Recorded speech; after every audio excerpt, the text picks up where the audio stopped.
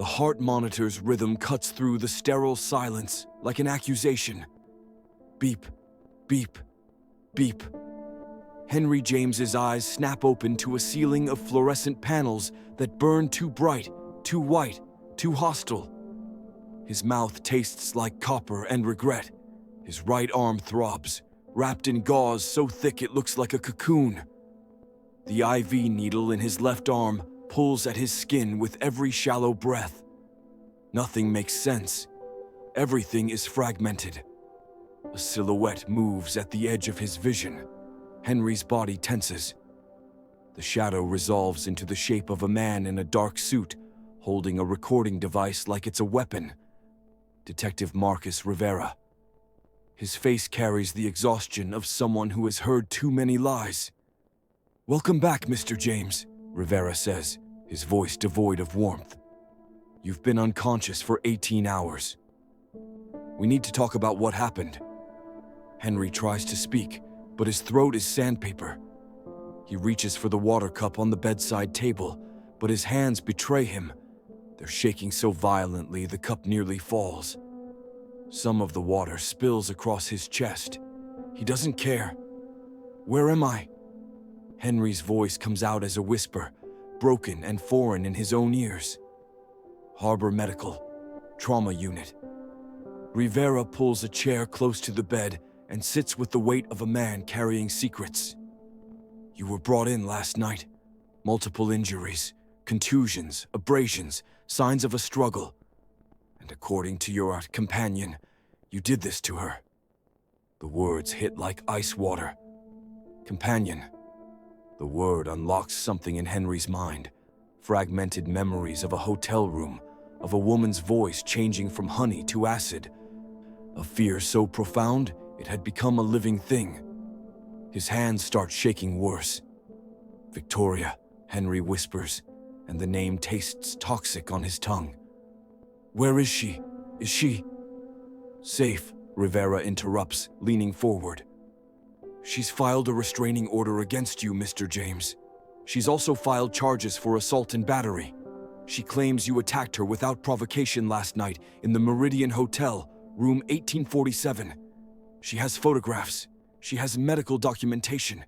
She has your fingerprints all over her injuries." Henry closes his eyes. The room spins. This isn't real. This can't be real. But he knows, somewhere in the fog of his mind, that it is.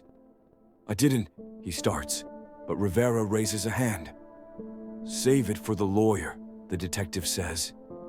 "Right now, I need you to understand your situation. You're in serious trouble, Mr. James. The kind of trouble that doesn't go away easily." Henry James was the kind of man people didn't think had problems. At 32, he had constructed a life that looked perfect from the outside. A successful businessman with a portfolio spanning commercial real estate, technology investments, and private equity. He made 7 figures annually. He drove a Range Rover. He lived in a sprawling colonial home in the most prestigious neighborhood in the city, a place where the lawns were manicured by professionals and the neighbors never made noise after 9 p.m. His wife, Sarah, was a former model who had transitioned into interior design. They had 2 children, Ethan, 10, and Maya, 7. They attended the right schools. They vacationed in the right places. To everyone who knew them, Henry and Sarah James lived the American dream. But dreams, Henry would later learn, are excellent at hiding nightmares. The truth was that Henry hadn't truly spoken to his wife in over 3 years. Not really. Not the way 2 people speak when they're still in love. Sarah had moved into the guest bedroom during Ethan's birth and simply never moved back. At first, Henry thought it was temporary. She was exhausted. She needed space. It was just a phase. But phases, he discovered, could last forever if you didn't force them to end. It was easier to accept the separation than to demand the conversation that might destroy everything. His business became his refuge. He spent more hours at the office than at home. He justified it with the language of success. Someone has to ensure the kids have everything they need. Someone has to build something that matters. Someone has to be the provider. But the truth, spoken in the quiet hours of the morning when he couldn't sleep, was simpler and uglier. Henry was running away. The affair didn't start as an affair. It started as conversation. The conference was held at the Westmont Hotel in late March. Henry was there to pitch a development project to potential investors, a mixed-use complex in downtown that could generate serious returns. He was good at pitches.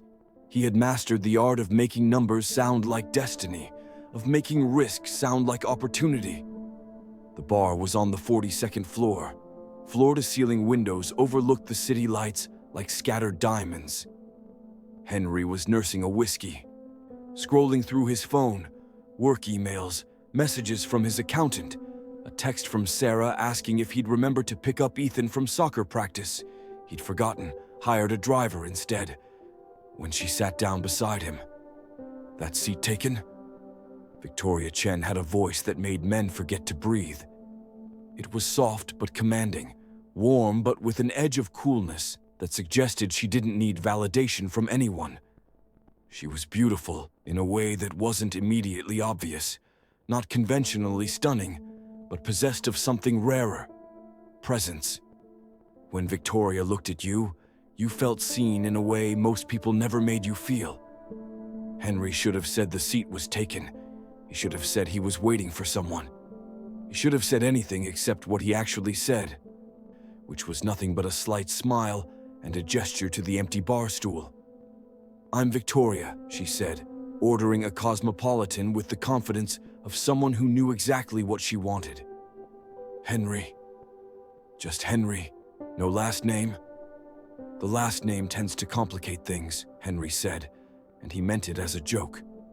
She laughed, a genuine laugh that made her eyes crinkle at the corners, and he felt something in his chest shift. They talked for 3 hours. Victoria was a consultant, she said. She worked in human resources development, helping companies optimize their organizational structures. She traveled constantly, she explained.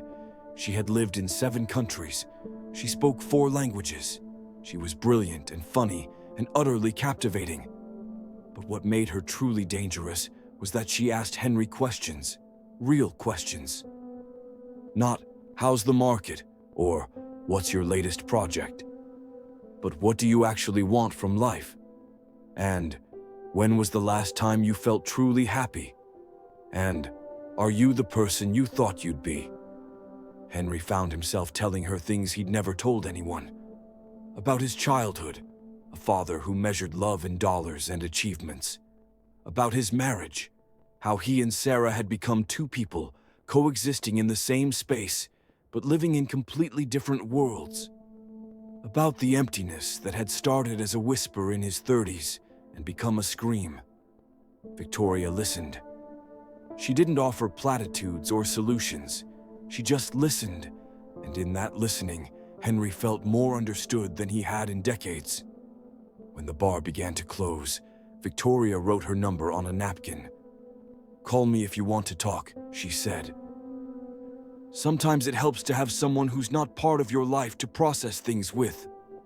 Henry knew, even as he pocketed that napkin, that he was crossing a line. He knew it the way people always know when they're about to make a decision that will alter the trajectory of their lives.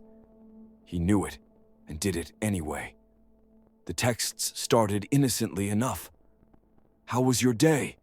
And "That meeting sounds terrible," and "You deserve better than that."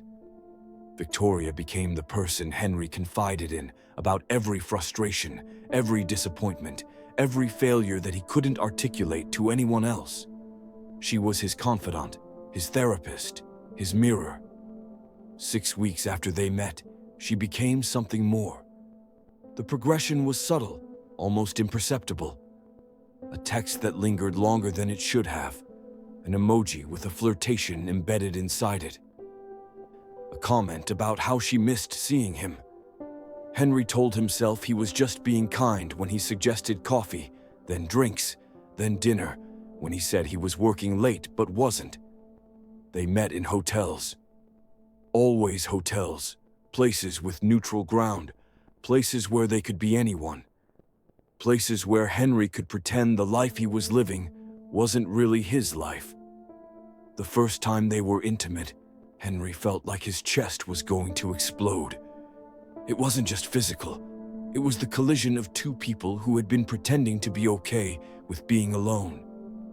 Victoria made him feel like he was the only man who had ever existed. Every touch was intentional.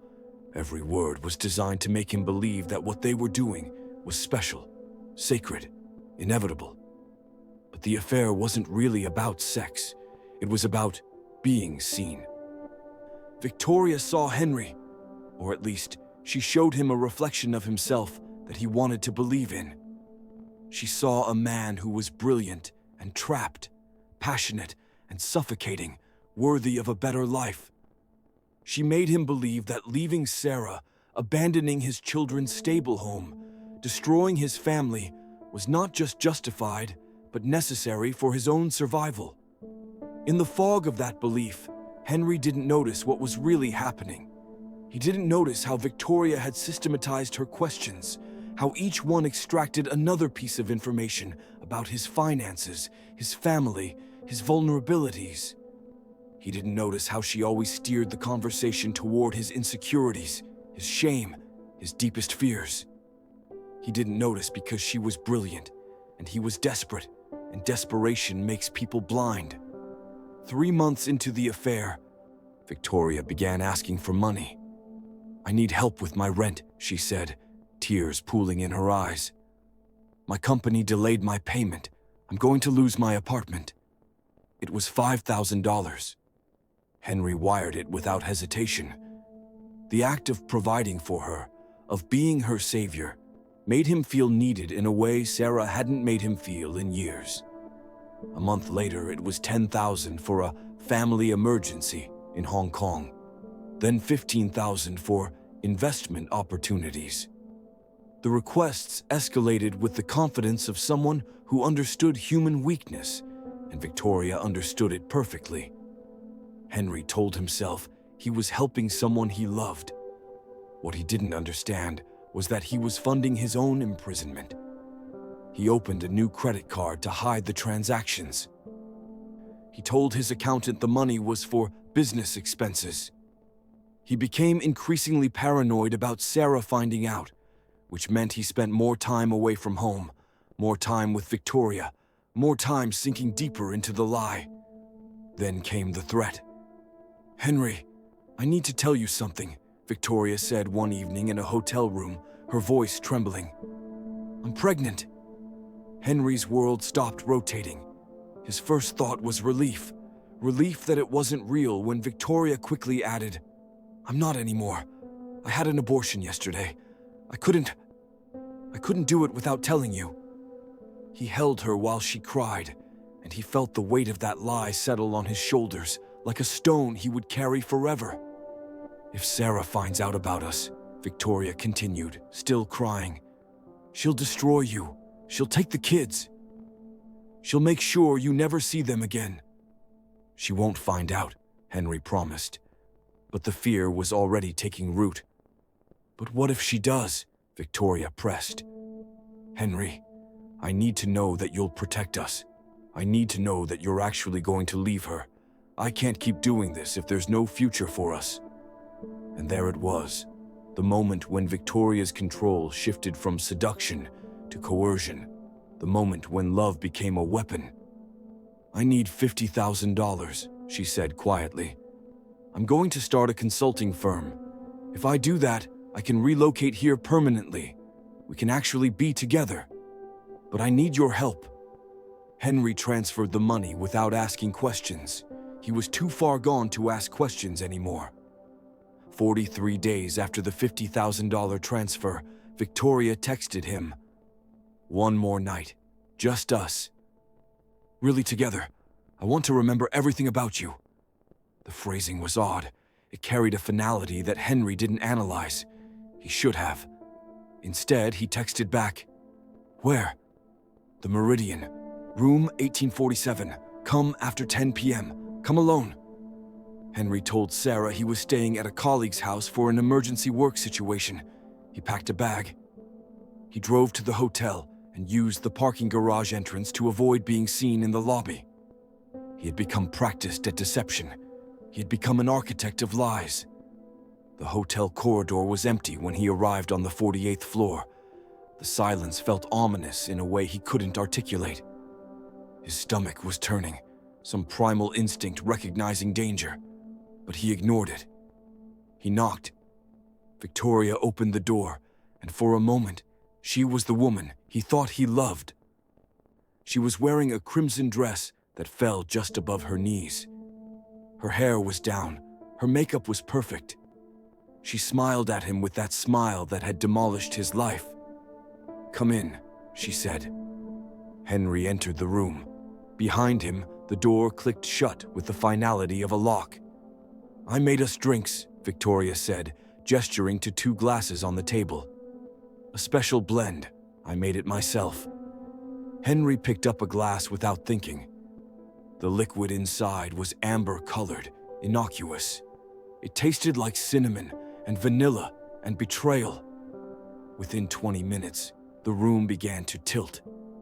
Henry's tongue felt thick. His vision was starting to blur at the edges. He tried to stand, but his legs wouldn't obey his brain. "What did you do?" he slurred. "Shh," Victoria said, her voice suddenly devoid of all warmth. "Just sit. Everything's going to be fine." But everything was going to be catastrophic. The door opened, and 3 people entered. First came a man with a professional camera. Then came a woman Henry recognized with horror. It was Sarah's sister, Jennifer. Only she wasn't Sarah's sister in this context. She was a licensed private investigator. Finally came a man in a charcoal suit who had the bearing of someone accustomed to taking power. "What is happening?" Henry tried to ask, but the words came out as gibberish.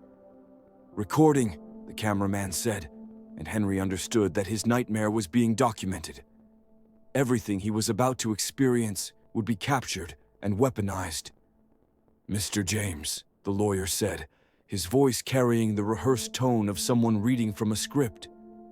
"Ms. Chen has asked me to inform you of her decision. She is filing charges of assault and battery against you. She has evidence, photographs, medical documentation, witnesses, that you have been physically abusive toward her over the course of your relationship." "No," Henry tried to say. "No, I never." "We also have recordings," the private investigator said, and she played them on a portable speaker. Henry's voice emerged from the device, his own words used against him, stripped of context, reframed as predatory.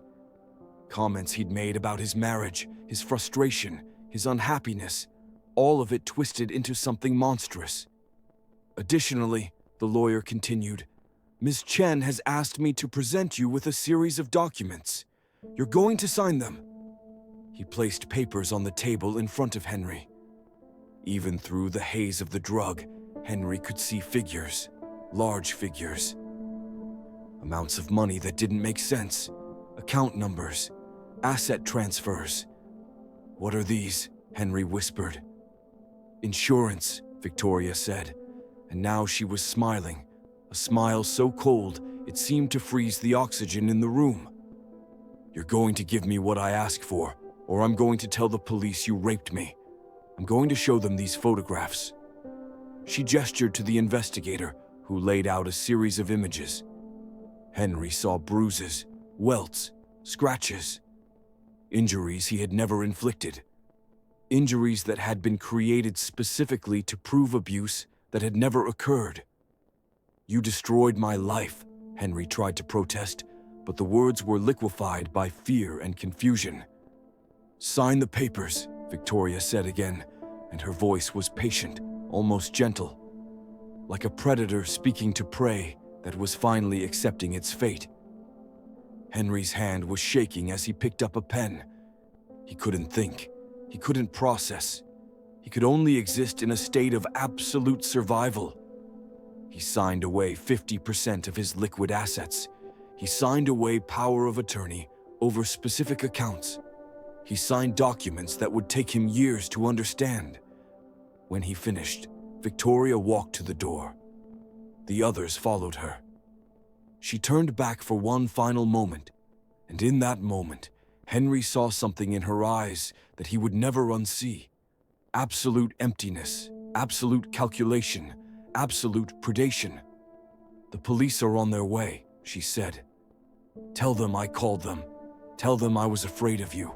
Tell them you hurt me.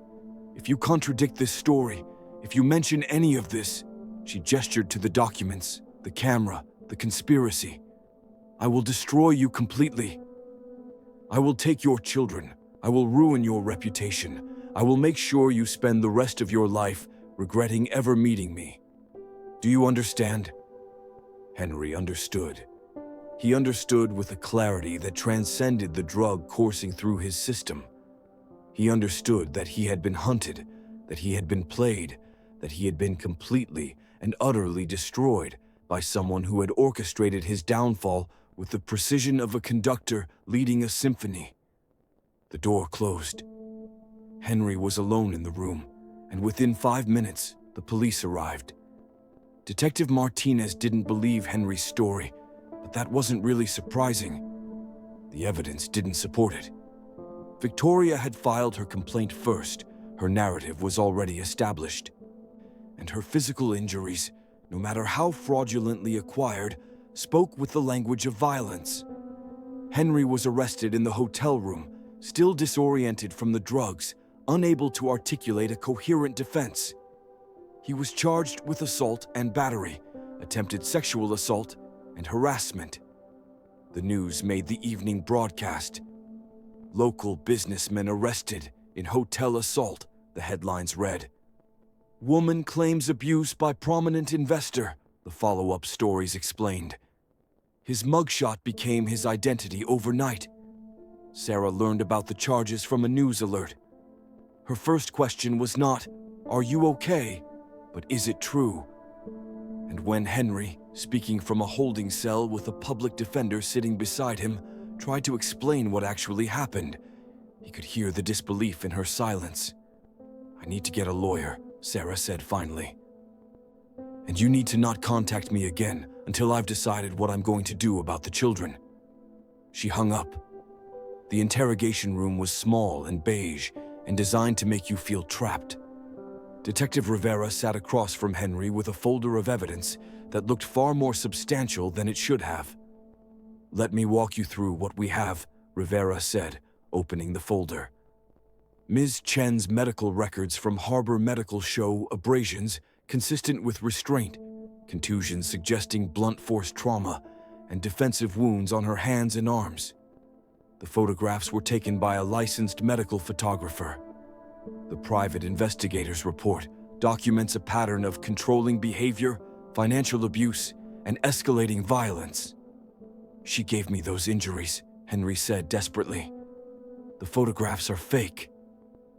"The investigator is part of what, Mr. James?" Rivera leaned back in his chair. "Part of a conspiracy, a vast plot to frame you." Yes, exactly. She drugged me. Everything I said, I was in a state of... "You can take a drug test if you want," Rivera interrupted. "We already did. Your blood work came back clean." Henry's stomach dropped. The drug must have been something specific, something that metabolized quickly. "There's also the matter of the financial transactions," Rivera continued. "Over the course of 4 months, you wired Ms. Chen approximately $97,000, some from your personal accounts, some from a credit card you opened without informing your wife. Would you like to explain why you were transferring that amount of money to a woman you claim to barely know?" "I was manipulated. She told me she needed help, and "You voluntarily gave her almost $100,000, Rivera said flatly. "That's not manipulation, Mr. James. That's a choice." Henry realized in that moment how completely he was trapped. He had made every decision that led to this. He had wired the money. He had attended the hotel. He had signed the documents. He had, through his own actions and his own failures, constructed the perfect cage. His public defender, a burned-out woman named Carol Hutchins, suggested he take a plea deal. "The evidence against you is strong," she said. "A trial would be expensive and public and humiliating. You're looking at 2 to 5 years. But if you plead guilty to assault and agree to therapy, you might get 18 months. Maybe even suspended sentence if the judge is feeling merciful." "But I didn't assault her," Henry protested. "Doesn't matter," Carol said, with the weariness of someone who had watched too many guilty people go free and too many innocent people go to prison. "The evidence says you did, and that's what the jury will see." Henry was beginning to understand that truth had nothing to do with any of this. Only narrative mattered. Only the story that people chose to believe. 3 weeks into his jail stay, while Henry was contemplating the horrible mathematics of his life, how many years would he lose? How many decisions had led him here? Was there any way back from this? Detective Rivera appeared at his cell with a look on his face that could only be described as shock. "You might want to come with me," Rivera said. Henry was escorted to an interrogation room where Rivera sat across from him with a different folder, one that bore the markings of an FBI investigation. "Victoria Chen is not Victoria Chen," Rivera said without preamble. "That's an alias. Her real name is Yuki Tanaka. She was born in Osaka, Japan, in 1994. She has no legitimate work history. She has no family in the United States. She has no documented address." Henry felt something shift in his understanding of reality. "But," Rivera continued, "she does have a criminal record. Sort of. We found connections to similar cases in 3 other states: California, Texas, and Florida. In each case, a woman using a different alias targeted a wealthy married man. In each case, allegations of assault emerged. In each case, the victim received a substantial settlement." Rivera slid a folder across the table. Inside were photographs of 4 men. Henry recognized none of them, except in the universal language of their expressions: confusion, betrayal, desperation. "The cases never went to trial," Rivera explained. "In every instance, the accused man either pleaded guilty or accepted a settlement that included an NDA preventing him from speaking about the case publicly. The woman would disappear. The money would be wired to offshore accounts. Until last week, we had no idea these cases were connected." "What changed?" Henry asked. "The intern reviewing your case noticed that the investigator who filed the report, Jennifer Michaels, didn't exist. No driver's license, no social media, no employment history prior to the Michaels investigation agency. She's a ghost. So we started digging. Turns out the same investigator appeared in all 4 cases using different names. The lawyer, different names in each case too. The cameraman, same guy in every single one." Henry's mind was reeling. "So I'm not the only one?" "You're victim number 4 that we've confirmed," Rivera said. "There are at least 3 others from earlier years we're still investigating. We think this has been happening for 7 years, maybe longer." What started as an investigation into Henry James became something far larger. Federal agents became involved. The FBI took over the case. What emerged from their investigation was a picture so dark and so organized that Henry found himself existing in a kind of surreal unreality. Yuki Tanaka was not the mastermind. She was the talent, the face, the weapon. She worked for an organized crime syndicate that had perfected the art of predatory seduction. The operation targeted specific men, married, wealthy, vulnerable, isolated. The syndicate used sophisticated intelligence-gathering techniques to identify their victims. They would study a man's life, his vulnerabilities, his failures, his desperate need to be seen and valued. Then they would deploy Yuki, or rather, they would deploy one of several women trained in the exact same techniques. Because the FBI discovered that there were at least 7 women operating in this capacity across the country, all working for the same network, all using carefully orchestrated schemes to extract money and compromise their victims. The operations were sophisticated.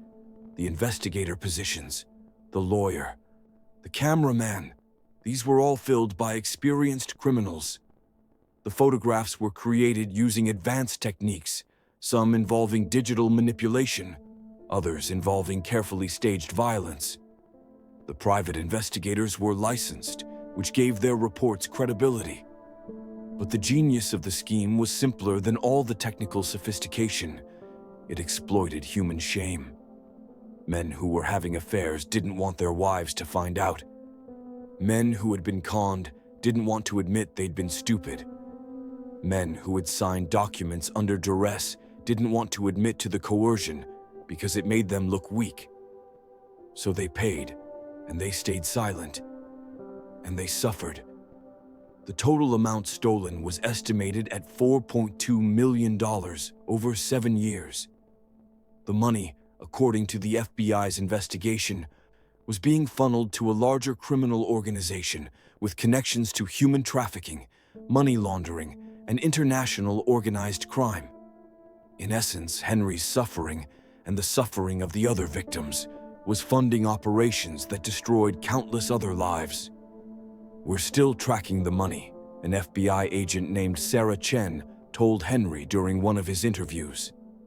"It goes through shell companies, offshore accounts, cryptocurrency exchanges. But the endpoint appears to be tied to organized crime networks operating out of Southeast Asia.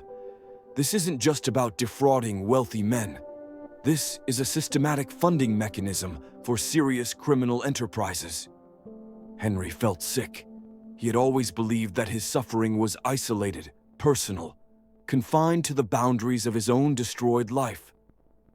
Now he understood that he was a cog in a much larger machine of cruelty. It took 2 months, but Henry's charges were eventually dropped. The decision came from the district attorney after the FBI presented evidence of Yuki's schemes and organized conspiracy. Officially, Henry was exonerated. Unofficially, the damage had been irreversibly done. Sarah filed for divorce. She obtained full custody of the children pending further court proceedings. She hired an aggressive divorce attorney who presented Henry's affair and financial infidelity as evidence of a fundamentally deceptive character. Even though Henry was no longer facing criminal charges, he became the villain in the narrative of his own family's dissolution.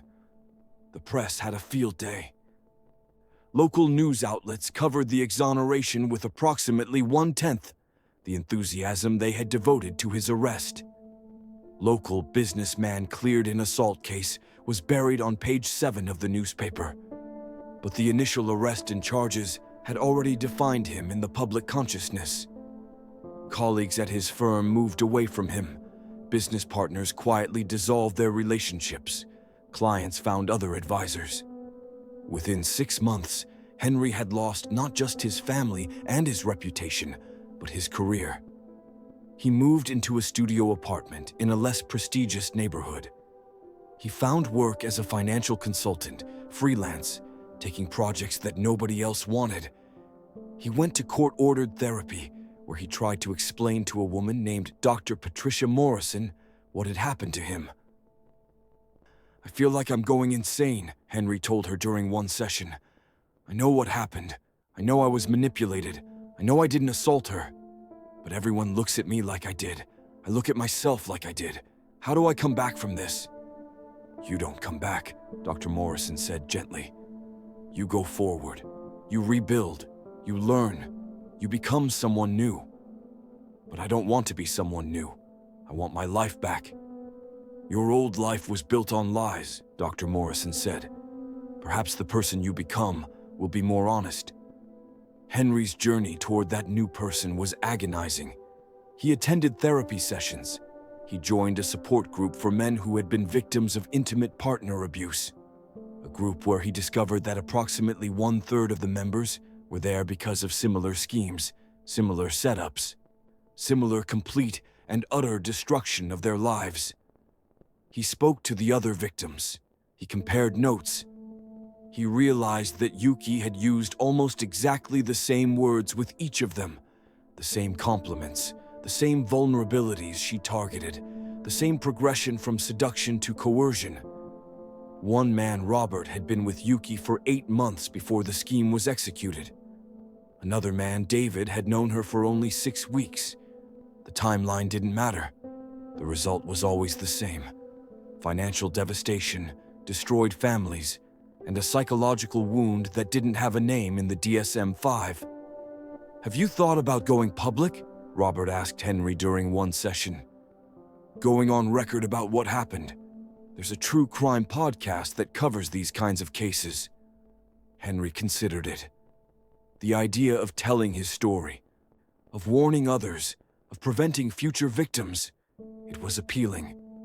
But then he thought about his children, about how his public humiliation would reflect on them, about how having his failure broadcast would feel like drowning all over again.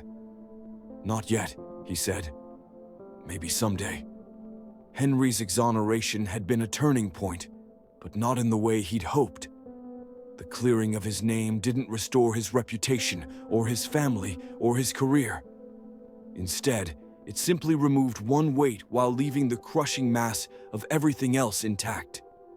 He was 6 months into his new life, the modest life, the humbled life, the life where he was learning who he might become when he wasn't performing, when the news broke. Victoria's appeal had been granted. The grounds were procedural error. Her defense attorney had argued that certain evidence had been obtained without proper warrant. A federal judge had agreed. The recordings of Henry's conversations with Victoria, the documents he'd signed under duress, the photographs, all of it was deemed inadmissible. Without that evidence, the prosecution's case against Victoria was significantly weakened. She was released pending retrial on bail that had been set remarkably low for someone accused of conspiracy and fraud. Within 48 hours, she disappeared. Interpol was brought in. An international manhunt began. But Yuki Tanaka, or Victoria Chen, or whatever her name actually was, had vanished as completely as if she had never existed. The news devastated Henry in ways he hadn't anticipated. He had begun, through therapy and support groups and the grinding work of recovery, to build some kind of peace. The idea that Yuki was out there, potentially still hunting, potentially rebranding and finding new victims, it shattered that fragile peace. "She's gone," Dr. Morrison assured him. "She'll never come back for you specifically. But she'll target someone else," Henry said. "She'll find another man, another lonely married man, and she'll do the exact same thing." "Perhaps," Dr. Morrison said. "But you can't control that. You can only control your own story." What Henry didn't know was that Yuki's disappearance had opened doors that law enforcement had previously been unable to access. With Yuki on the run, federal agents were able to obtain warrants to investigate her known associates.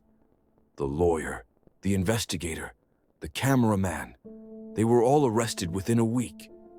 Under interrogation, they began to provide information about their organizational structure.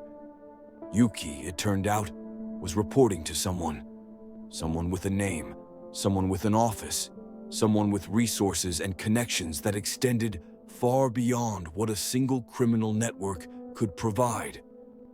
The investigation led to a man named Viktor Orlov, a Russian national with connections to organized crime operations across 3 continents. Orlov had created the scheme. He had designed it, refined it, deployed it. The operation that had targeted Henry and the other men was just one revenue stream among many. There were other schemes, other targets, other methods of extraction. But more troubling than Orlov's criminal enterprises was the question of how he had remained undetected for so long. How had such an extensive operation continued without significant law enforcement attention? The answer was disturbing: corruption. Federal investigators discovered payments to a retired FBI agent, payments to a local police captain, payments to a federal prosecutor who had deliberately avoided pursuing certain leads. The conspiracy extended into the very institutions designed to prevent it.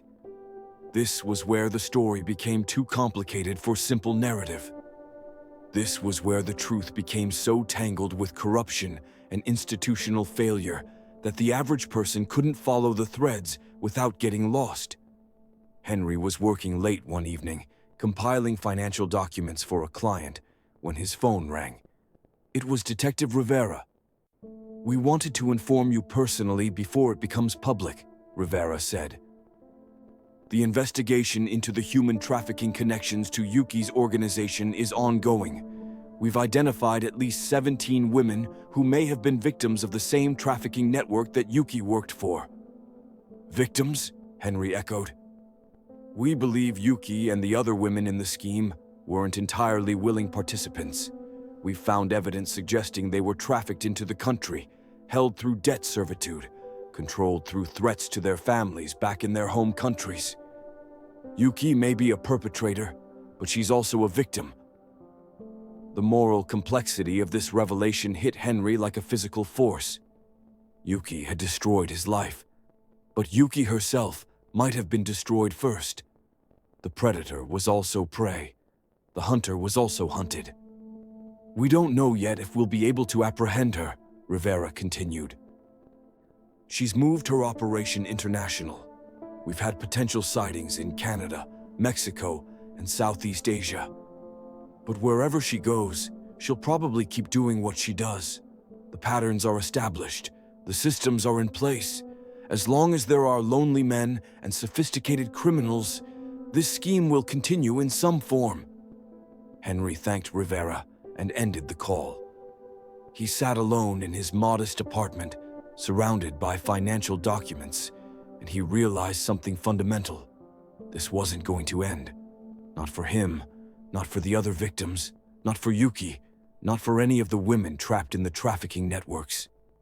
The machinery had been set in motion, and the only thing that might stop it was the collective will of people who understood what was happening and chose to act. 3 years after Henry's arrest and exoneration, he received a call from a true crime podcast host named Michael Torres. Torres had been covering the Yuki Tanaka case for the past 18 months. "I have something you need to see," Torres said.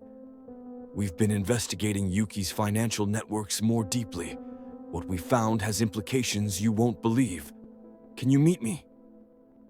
Henry met Torres at a coffee shop in downtown, a neutral space where two strangers could sit across from each other and discuss things that would change the trajectory of understanding. Torres was a compact man with intense eyes and a recorder in his jacket pocket. "We traced the money," Torres said, opening a laptop and turning it so Henry could see. "All $4.2 million from the 7-year scheme. We tracked it through cryptocurrency exchanges, shell companies, offshore accounts. The money doesn't just go to organized crime networks, Henry. It goes to something bigger." Henry leaned closer, studying the financial diagrams on the screen, a web of connections that looked almost organic in its complexity. "The money ends up in accounts controlled by a holding company registered in the Cayman Islands," Torres continued.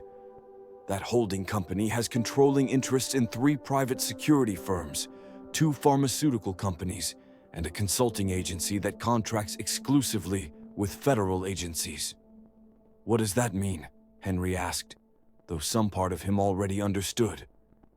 "It means that somewhere in the upper levels of the criminal enterprise profiting from schemes like Yuki's, there are connections to legitimate businesses.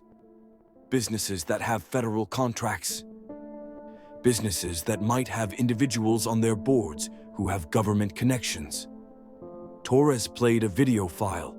It showed surveillance footage from outside an FBI field office. The timestamp read 3 months earlier. Henry watched as a woman entered through the front entrance. The face was different hair color, different makeup, but the bearing was unmistakable. It was Yuki. She walked into FBI headquarters, Torres said. She spent 47 minutes inside. Then she walked out and disappeared. We obtained this footage through a FOIA request, and it took us weeks to get it released. The official statement from the FBI is that she was not there. No record of her visit exists in their logs, but the security footage doesn't lie. Henry felt the ground shifting beneath him. What are you saying? I'm saying that the investigation into Yuki stopped progressing about a year ago, Torres said. Right around the time this footage would have been taken. Interpol still has a red notice out for her, but it's become background noise. No active investigations, no new leads being pursued. It's like someone at a very high level decided that finding Yuki was no longer a priority. That can't be true, Henry said, but the conviction was draining from his voice. Can't it?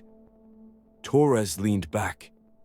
You were exonerated because of an FBI investigation, but that investigation also uncovered corruption. Do you know what happened to those corrupt officials? They were arrested, Henry said. One of them took a plea deal and served 6 months in a minimum security facility. He's currently working as a consultant for a private firm. The other 2 cases are still in the courts years later. Meanwhile, the true scale of Yuki's operation, the human trafficking, the organized crime connections, the corruption reaching into federal agencies, that remains largely uninvestigated. Why are you telling me this? Henry asked. Because you need to understand what happened to you, Torres said.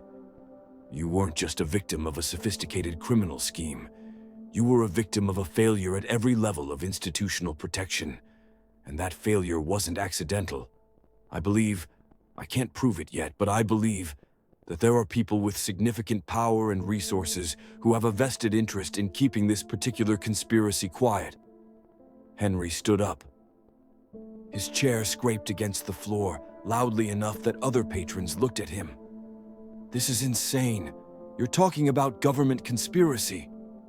I'm talking about organized crime that's so successful that it's learned to work with elements of the system designed to oppose it, Torres said calmly. It's not a conspiracy in the dramatic sense. It's just business. Money flows through systems. People protect their interests. Yuki becomes too valuable to prosecute because she's generating revenue for too many people in the chain. Then why meet with me? Henry asked. Why are you telling me this? Because I'm going to publish this investigation, Torres said. I'm going to put it out there. And I want you to know before the world does. Because you need to decide if you're going to be part of the story or if you're going to pretend you don't know it. Henry left that coffee shop in a state of suspended disbelief. He went home. He sat in his apartment. He poured himself a whiskey, something he rarely did anymore. And he thought about the last 3 years of his life. He had lost his family. He had lost his career. He had lost his reputation. He had survived humiliation and despair and the slow, grinding work of rebuilding identity. And now he was being told that the person who had destroyed him was potentially protected by the very system that was supposed to prosecute her. The rage that erupted from inside him was old and deep and had been waiting for an outlet. He called Torres back. I'll do it, Henry said. Whatever the story is, I'll go on record. I'll tell you everything. I'll help you however I can. I was hoping you'd say that, Torres replied. Torres's investigation was published as a 20-part podcast series. Henry's story became the centerpiece, the narrative through which the larger criminality was understood. His face appeared in promotional materials. His name was broadcast across the internet. His humiliation, which had begun 3 years earlier with his mugshot on the news, was now being revisited, examined, dissected in the court of public opinion. But this time, the narrative was different.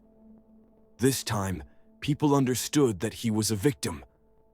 Not a weak man who had made poor choices, but a man who had been deliberately targeted and systematically destroyed by a predatory enterprise. The podcast became a cultural phenomenon. The true crime community seized upon it. Reddit threads multiplied. YouTube videos analyzed every element. People who had never heard of Henry James now spent hours obsessing over the details of his case. Support messages poured in. Other victims of similar schemes came forward. Women who recognized themselves in the story of Yuki's coercion, women who realized they might have been trafficked, contacted investigators. But something else happened too. The powerful people implicated in the investigation began to move. Lawyers sent letters to Torres's network threatening defamation suits. Federal agencies issued statements denying the allegations. The story that had been spreading like wildfire began to encounter institutional resistance. One of the two federal prosecutors implicated in the corruption agreed to retire quietly in exchange for a sealed settlement. The other fought the allegations vigorously, and the legal battle consumed years. The private security firm that had received the illicit funds closed abruptly and reopened under a different name. Viktor Orlov's organization was disrupted. Several operatives were arrested, but Viktor himself remained at large, presumably protected by his Russian government connections, presumably continuing his operations under new names and new structures. And Yuki?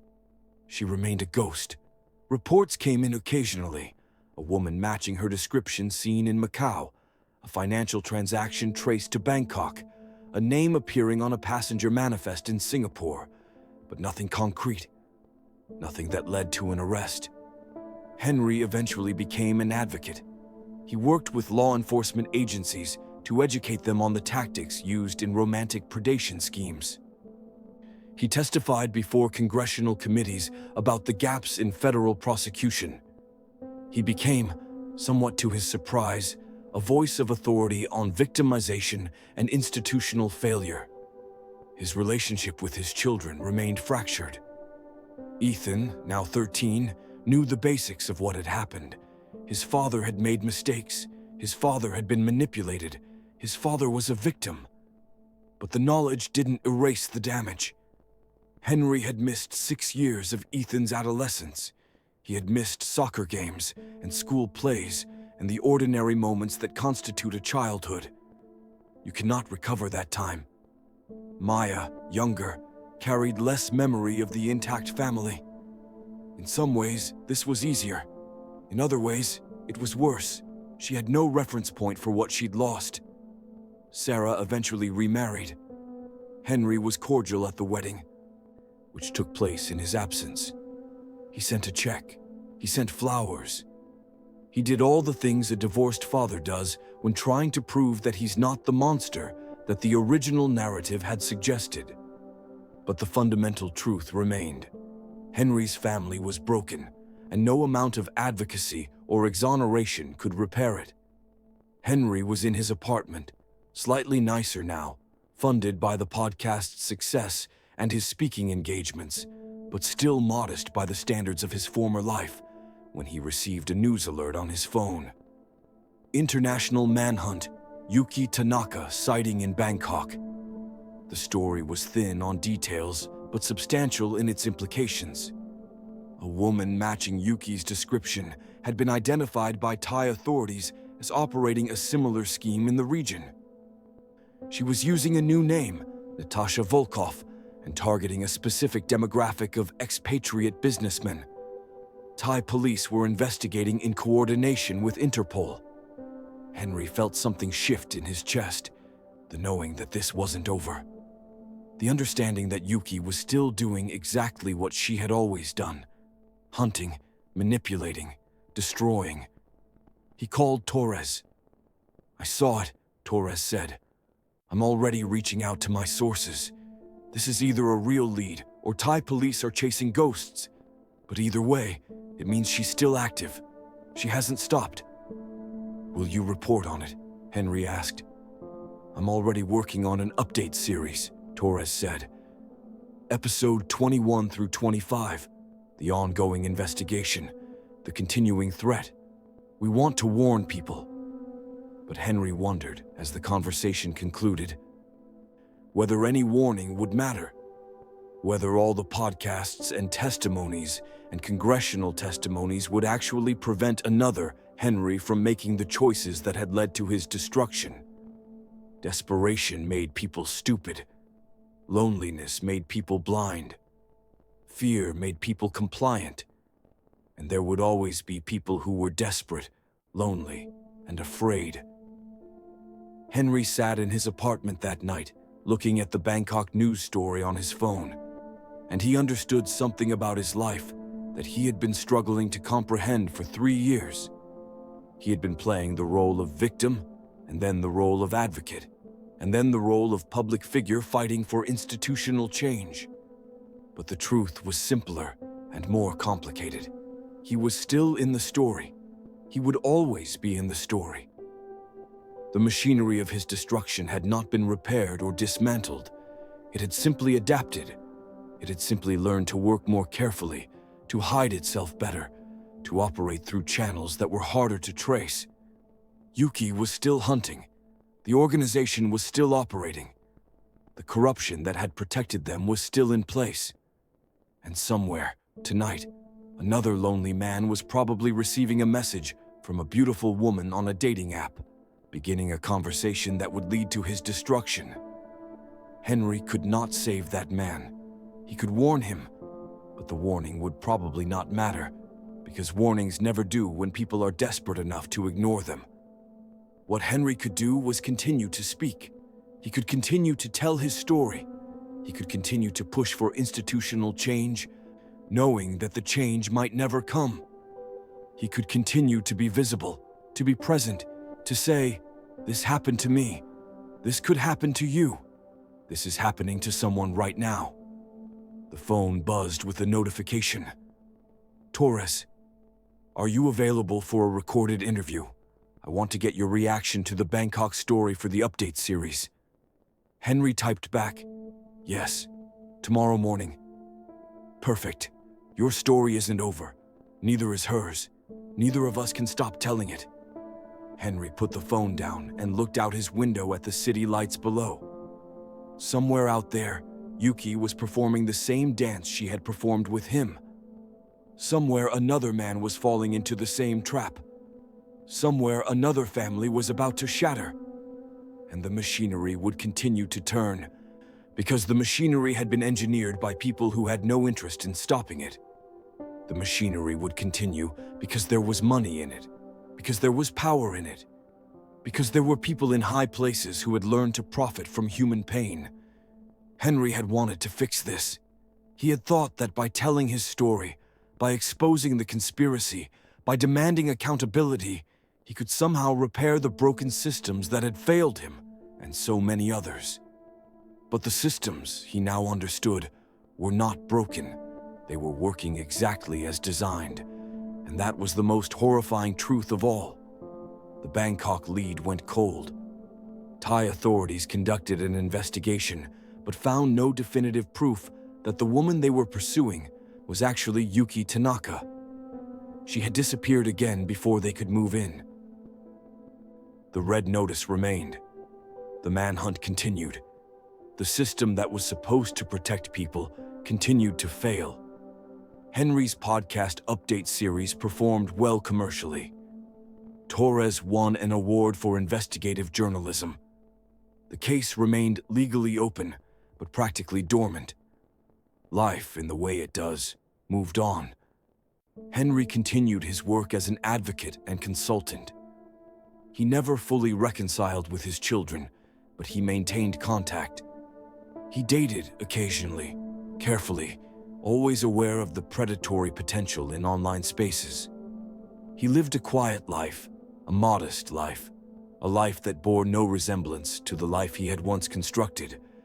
But every night he wondered if somewhere another man was in a hotel room, watching the woman he thought he loved reveal herself as something else entirely.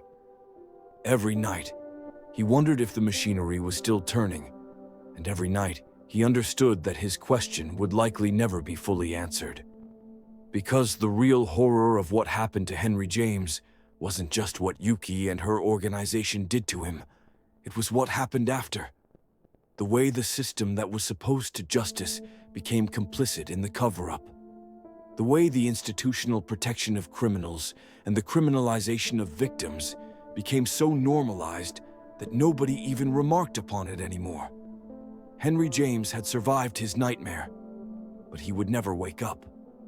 And somewhere, in cities he would never visit, in rooms he would never see, the nightmare was being staged again for a new audience, a new victim, a new family destroyed by the machinery of predation that nobody could quite manage to stop. If you're watching this, if you've heard Henry's story, if you understand what happened to him, then please understand this. It's still happening, right now, tonight, to someone you might even know. The only way to stop it is to see it, to name it, to refuse to let the predators hide behind institutional protection and legal technicalities, to demand that the system actually function as it claims to function.